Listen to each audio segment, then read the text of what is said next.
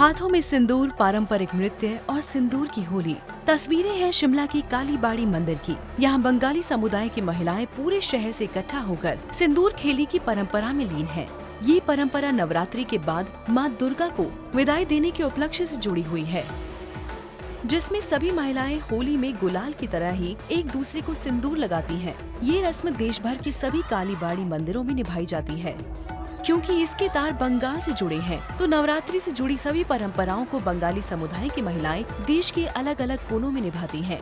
जहां भी वो रह रही हो, यहां पर मां दुर्गा के प्रति भक्ति भाव और ऊर्जा को देखकर ये पता लगाया जाना बिल्कुल भी मुश्किल नहीं है कि ये त्योहार बंगाली समुदाय के लिए उतना ही खास है जितने की उत्तर भारत में दिवाली खास है।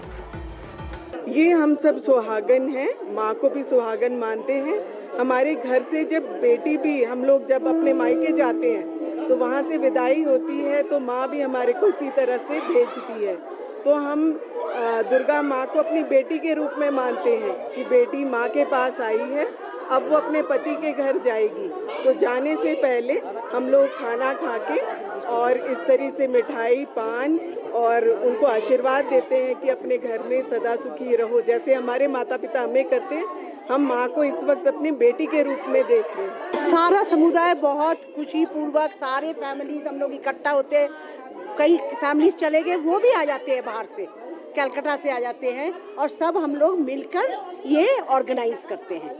और हाँ, सिंदूर का तो ये तो सबसे मेन चीज़ है सिंदूर का, क्योंकि माँ अपने बच्चों के समेत आती है, हस्बैंड घर में रह जाते हैं, तो हम लोगों का सिंदूर खेलना इसलिए होता है कि माँ को सिंदूर लगा के, आलता लगा के सुहागिन भेजते हैं।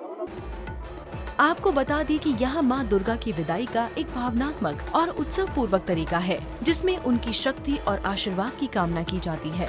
ये परंपरा बंगाली संस्कृति का अभिन्न अंग है और पीढ़ियों से चली आ रही है। ये उत्सव न केवल धार्मिक भावनाओं को व्यक्त करता है, बल्कि बंगाली समुदाय की सांस्कृतिक पहचान को भी जीवित रखता है। शिमला से कमल ठाकुर, सूर्या समाचार।